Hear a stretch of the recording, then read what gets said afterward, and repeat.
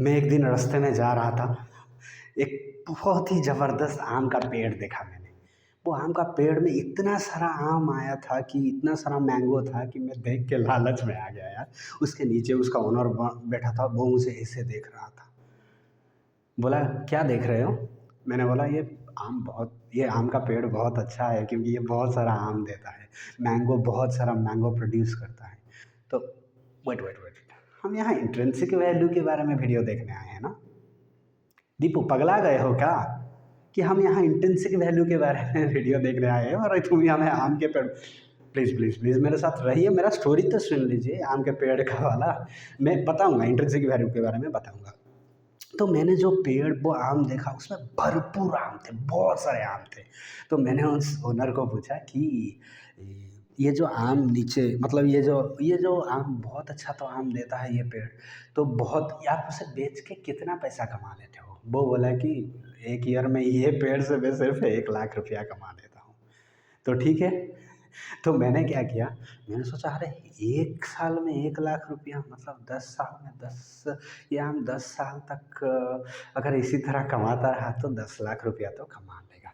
तो मैंने क्या बोला, उस जो आम का जो पेड़ के नीचे जो ओनर बैठा था, मैंने उसे बोला कि चलिए मैं तो आपको 10 लाख रुपया देने के लिए तैयार हूँ, ये आम का पेड़ आप मुझे बेच दीजिए। मैंने क्या कैलकुलेट किया कि 1 साल में ये आम का पेड़ 1 लाख रुपया कमा रहा है, तो 10 साल में वो 10 साल में 1 लाख इंटू 10, 10 लाख रुपया कमाएगा। 1 लाख इंटू 10, 10 लाख रुपया कमाएगा। तो मैंने बोला अगर मैं ये 10 लाख अभी उसे 10 लाख रुपया दे देता हूँ, तो 10 साल के बाद तो मेरा 10 लाख रुपया उठ जाएगा, लेकिन 10 साल के बाद ये जो कमाएगा वो मेरा ही होगा। अगर 10 साल के बाद मान के चलिए पेड़ बूढ़ा हो गया, फिर भी अगर 50,000 60,000 का आम वो देता है और मैं उसे बेच के 50 60,000 कमा पा रहा हूँ, तो फिर भी तो मैं 2 4 साल में 2 3 लाख का प्रॉफिट कर पाऊंगा। तो इसी तरह वारेन बफेट कहते हैं कि एक कंपनी जो आम का पेड़ जैसे कुछ ना कुछ चीज़ें आम प्रोड्यूस करता है जिसे बेच के मैं पैसा कमाता हूँ, इसी तरह there is a company behind every single stock जो कुछ ना कुछ प्रोड्यूस कर रहा है। जैसा ब्रिटानिया वो बिस्किट प्रोड्यूस कर रहा है, जैसे हिंदुस्तान यूनिलीवर आई बिलीव वो डिटर्जेंट वगैरह ये सारी चीज़ें बना रहा है। रिलायंस जो, मतलब कुछ ना कुछ तो वो बना रहे हैं, जैसे कि प्रोड्यूसिंग एसेट है। तो इसी तरह जैसे कि मैंने आम को कैलकुलेट किया कि अगर ये 1 साल में 1 लाख रुपए का आम मैं इसे बेच के कमा सकता हूँ, तो मैं वो आम का पेड़, मुझे लगा 15 साल जिएगा। मैं पहले कैलकुलेट कर लिया कि 15 साल ये आम का पेड़ और जिएगा, तो 10 साल में मेरा 10 लाख रुपया जो मैंने इन्वेस्टमेंट किया वो तो मुझे मिल ही जाएगा। लेकिन ये 5 साल में और जो प्रॉफिट मुझे मिलेगा वो मेरा प्रॉफिट है, रॉ प्रॉफिट है। क्या है? Raw profit. तो इसी तरह हर स्टॉक का कुछ ना कुछ मतलब अभी जो वो कमाई कर रहा है वो स्टॉक, अभी जो वो स्टॉक कमाई कर रहा है वो, मतलब ये बात 99% इन्वेस्टर भूल जाते हैं कि there is a company behind every single stock. तो वो कंपनी कुछ ना कुछ बनाता है, प्रोडक्ट हो या सर्विस हो। वो सर्विस वो कितना कंसिस्टेंटली अगले 10 साल 20 साल में कमा पाएगा, उस हिसाब से हम इन्फ्लेशन को जोड़ते हैं। क्योंकि देखिए कि क्या सीन है, बोलते हैं ना, वो चिड़िया पेड़ पे होने से हाथ में एग होना अच्छा है। मतलब जो चिड़िया, मतलब जो पक्षी पेड़ पे होने से हाथ में अंडा होना अच्छा है। तो इसके लिए वो बोलते हैं कि क्या अगर आपके पास आज 10 लाख रुपया है, तो मान के चलिए वो आम का पेड़ आप दे रहे हो आज 10 लाख रुपया, तो ये तो अज्यूम कीजिए कि कल हो सके कोई नेचुरल डिजास्टर आ जाए या कोई, मतलब कुछ अलग चीज़ें हो जाए जो कि आम का पेड़ अगले साल 1 लाख रुपया कमा के ना दे सके। तो ऐसा कुछ डिजास्टर हो जाए तो इन सब को भी कैलकुलेट किया जाता है। और जो होता है कि बैंक की रेट में, जो बैंक का रेट होता है, मतलब 10 लाख अगर मैं बैंक में रखूँ तो मुझे 6 7% का इंटरेस्ट रेट मिलेगा। तो उस उस हिसाब से अगर मैं बैंक से एक सेफ होता है जनरली, इन जनरल वो एक सेफ वैल्यू होता है बैंक में फिक्स डिपॉजिट रखना। तो अगर मैं बैंक में फिक्स डिपॉजिट, कंपैरेटिवली सेफ है सिलिकॉन वैली बैंक और बहुत सारे अभी जो बैंक जो गिर गए हैं उसके बारे में नहीं कह रहा हूँ मैं, नेशनलाइज बैंक और जो सेफ कंपैरेटिवली सेफ, ये नहीं कि 100% सेफ है। अभी जो बैंक का क्राइसिस और 2008 में जो बैंक का क्राइसिस हुआ है, होपफुली आपने वो सब देखा है। तो उस हिसाब से रिस्क कितना लेते हैं उस हिसाब से भी, मतलब पहले होए कि ये कमा कितना रहा है, कैश फ्लो कितना कितना आ रहा है पैसा इस आम के पेड़ से, और 10 साल तक ये जो पेड़ है, आम का पेड़ है, मैंगो का ट्री है, ये हमें कंसिस्टेंटली प्रॉफिट कमा के दे पाएगा या नहीं। अगर दे भी पाएगा तो पैसा का वैल्यू, क्योंकि एक दिन मैं जब छोटा था तो 1 रुपये में 4 गुपचुप होता था, आज 10 रुपये में 4 गुपचुप हो रहा है, पुचका पुचका। तो 10 रुपये में 4 पुचके हो रहे हैं, तो उस हिसाब से भी मुझे इन्फ्लेशन को भी ऐड करना चाहिए। तो इसी तरह इन सब चीज़ों को, जैसे आम के पेड़ अगर मुझे लगता है कि ये आम का पेड़ 10 साल में 10 लाख रुपया कमाएगा, तो मैं आज देने वाला हूँ, तो मैं उसको इन्फ्लेशन वो कैलकुलेशन है, वो एक सी स्ट्रेट फॉर्मूला है। आपको ये नहीं कि कौन करेगा ये कैलकुलेशन।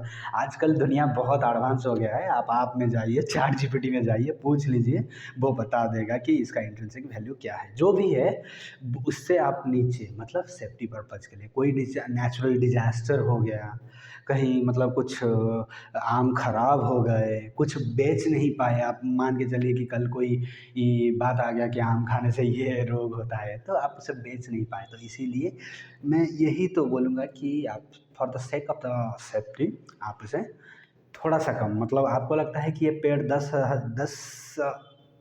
10,000 रुपया 1 लाख रुपया पर मंथ पर ईयर कमाता है और 10 साल तक ये पेड़ कमाएगा, तो ये 10 लाख कमा सकता है, पर मैं सेफ्टी पर्पज़ के लिए उसे 6 से 7 लाख ही देना प्रेफर करूँगा, क्योंकि कुछ भी हो सकता है। कल किसने देखा है भाई, कुछ भी हो सकता है। Are you agree with me? अगर एग्री है तो कमेंट सेक्शन में like share and subscribe, comment section में कमेंट कीजिए और अपने दोस्त को लाइक शेयर एंड सब्सक्राइब करने के लिए बोलिए, क्योंकि इसी तरह फाइनेंशियल वीडियो की बात मैं बताते रहूँगा। और दूसरी बात, वारेन बफेट क्यों कहते हैं कि मुझे अगर दुनिया का सारा बिटकॉइन भी दे दिया जाए, मैं उसे मतलब $100 में भी नहीं खरीदूँगा। आप उनके पिछले साल का जो एनुअल लेटर में उन्होंने बोला था, वो जाके आप चेक कर सकते हैं क्यों उन्होंने ये चीज़ बोला था। क्योंकि देखिए, मैं जो आम का पेड़ की बात कर रहा था, ये प्रोड्यूसिंग एसेट है, तो ये इस साल भी आम देगा, अगले साल भी आम देगा, जिसे मैं बेचूँगा। अगर आप एक खेत लेते हो, एक ज़मीन लेते हो, तो ये इस साल आप उसमें गेहूँ करते हैं, तो वो अगले साल भी गेहूँ करेंगे। ये क्या है कि प्रोड्यूसिंग एसेट है। लेकिन ये जो चीज़ें कंपनी है, ये इस साल ब्रिटानिया बिस्कुट बनाता है, नेस्ले अपना जो चॉकलेट वॉकलेट वगैरह बनाता है, तो बहुत सारी चीज़ें क्या होता है, प्रोड्यूसिंग, हर साल ये कुछ प्रोड्यूस करते हैं, जिसको बेचते हैं और प्रॉफिट कमाते हैं, मुनाफा कमाते हैं, और हर साल इसी तरह वो कमाते रहेंगे। लेकिन प्रॉब्लम क्या है कि बिटकॉइन कुछ प्रोड्यूस नहीं करता, it is not a producing asset. मैं कुछ चीज़ों को खरीद लिया इस उम्मीद पे, मान के चलिए मैं एक मिट्टी को एक बकेट में भर, कोई आया मिट्टी के बकेट में भर लिया, एक इंसान आया मिट्टी के बकेट में, वो बकेट में मिट्टी फुल भर लिया, वो बोला कि इस मिट्टी को अगर आप यूज करोगे, आप मतलब इस मिट्टी को आप यूज करोगे तो आप अमीर बन जाओगे।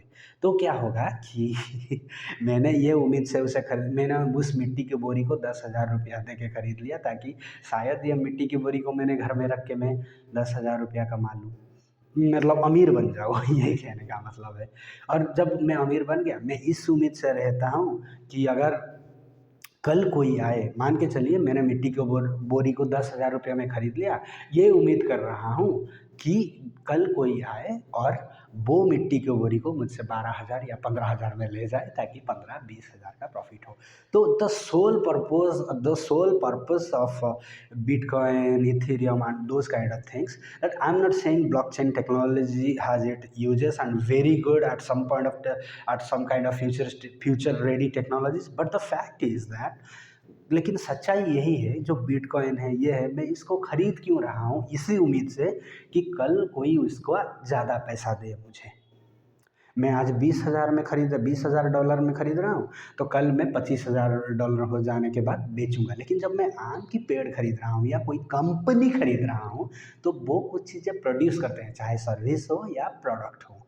जैसे समझ रहे हैं? तो इसीलिए वॉरेन बफेट कहते हैं कि it is not a a, bitcoin and Ethereum and Dogecoin, जो भी है डोजकॉइन, ये सब क्या है, ये प्रोड्यूसिंग एसेट नहीं है। अगर ये एसेट प्रोड्यूसिंग नहीं है, ये कुछ प्रोड्यूस नहीं करते, आप स्पेक्यूलेटिव वैल्यू है उसका।